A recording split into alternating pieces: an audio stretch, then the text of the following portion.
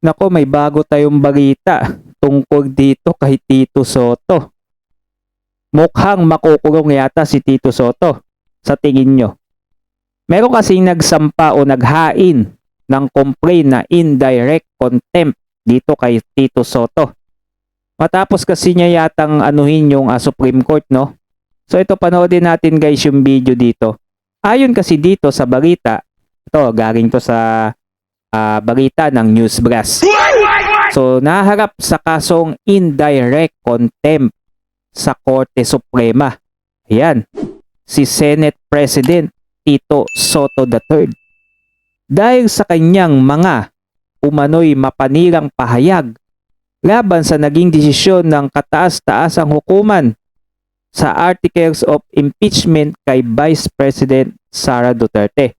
Naku po, mukhang siniraan niya sa pamamagitan ng kanyang pahayag ang desisyon ng Supreme Court. Pati Supreme Court, kinalaban pa ni Tito Soto. Nako, gagot siya dyan. Gagot siya dyan, no? Di ko makapaniwala. So, eto.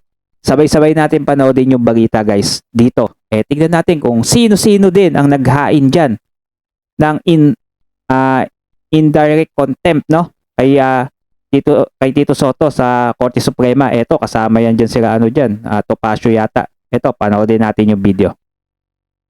Naman sa kasong indirect contempt sa Korte Suprema si Senate President Tito Soto III dahil sa kaniyang mga umano'y mapanirang pahayag laban sa naging desisyon ng kataas-taasang hukuman sa Articles of Impeachment kay Vice President Sara Duterte. Si Margot Gonzales magbabalita. Naghain ng apela sa Atty. Ferdinand Topacio at iba pang abogado sa Korte Suprema para mapatawan ng indirect contempt at maparusahan sa Senate President Tito Soto III. Kaya dahil umano sa mga hindi maganda at mga irresponsableng pahayag ng senador sa naging desisyon ng Korte sa Articles of Impeachment laban kay Vice President Sara Duterte.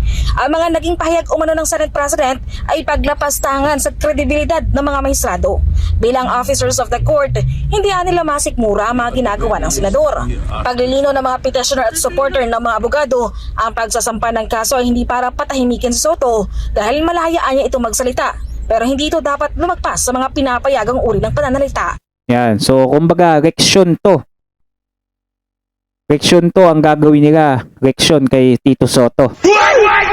Isipin mo, nilalapastangan daw ni Tito Soto yung desisyon nitong Supreme Court tungkol dito sa impeachment ni BP Inday.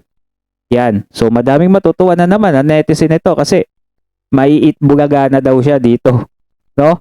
Kayo, pabor ba kayo dito sa ginagawa ng mga abogado na to? Dito kay Tito Soto, no?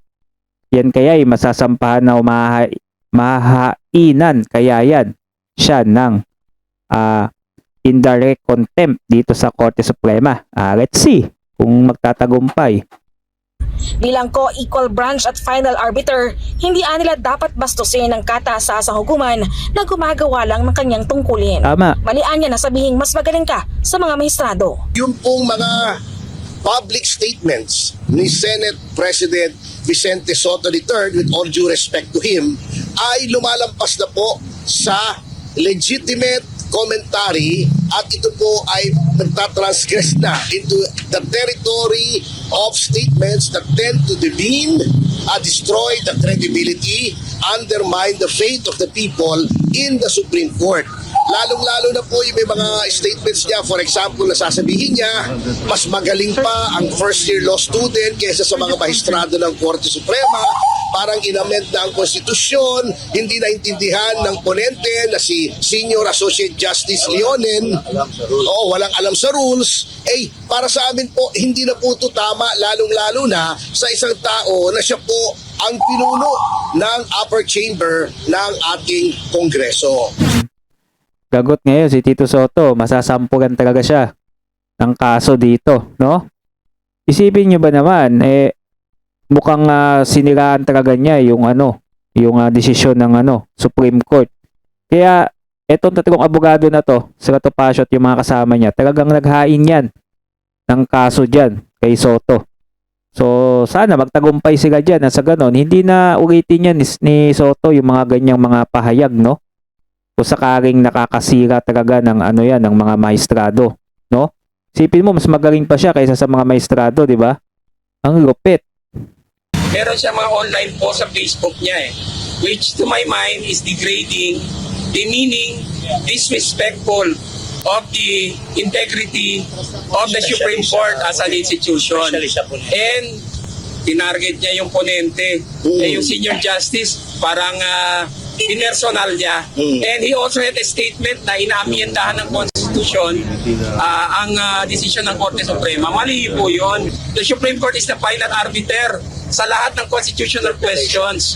So very irresponsible yung pahayag ni Senate President Vicente Soto.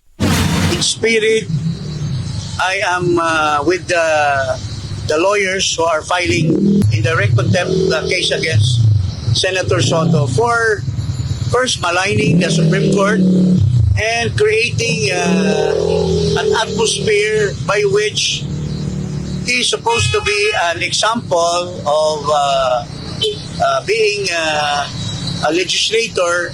He is encouraging people not to believe in that. Mukhang ano talaga, no? Nakitaan nila ng butas to si Tito Soto. Isipin nyo, sabi ng isang abogado, mukhang pinipersonal niya yung senior justice. Naku po, ano kaya magiging sagot kaya dito ng kanilang sinampang kaso dito? Masasampahan kaya talaga to si Tito Soto? Tingnan natin kung ito si Tito Soto ay makakasuhan talaga nila. Supreme Court being the final arbiter. Si Atty. Harold Respiso, pinanatan naman si Soto na parang tumutulad sa kanyang lolo na naging senador din at minsan na rin pinarusahan ng Korte Suprema dahil sa kanyang pagbatikos. Naku po, ito. Same case at convicted siya. Nag-fine siya doon at ang ginawa ng lolo niya doon ay pareho rin sa ginawa niya dito.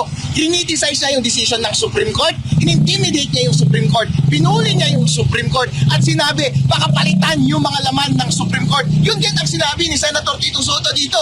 Pag-chat-chat tayo at palitan natin yung laman ng Supreme Court. Kaya mataas ang tiwala namin sa case na ito dahil merong precedent na lolo niya pa. At kung ano ang ginawa ng lolo niya dati, yun din ang ginawa niya ngayon at same case at same penalty rin ang lalabas laban sa kanya ngayon. Naku po. Matutugad pa siya sa kanyang lolo noon. No? Gusto pa na chacha nito ni Tito Soto. Aba, mag-isip-isip ng taong bayan, no? So ano masabi nyo? Comment down below kayo guys sa video natin. Huwag nyo din kalimutan na mag-subscribe. Sa ganun, lagi kayong updated, no, sa mga susunod pa nating mga video.